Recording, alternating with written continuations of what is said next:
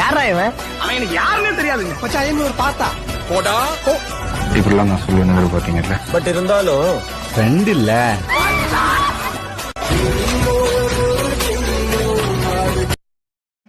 ஏண்டா எங்களை இன்னமுமாடா நம்பிக்கிட்டு இருக்க? எங்க பேசிக்கிட்ட பார்த்தாவே உனக்கு தெரிய வேணாமா அவங்க தருவாங்களா தரமாட்டாங்களான்னு? இன்னும் பச்சை புள்ளையா இருக்கேடா.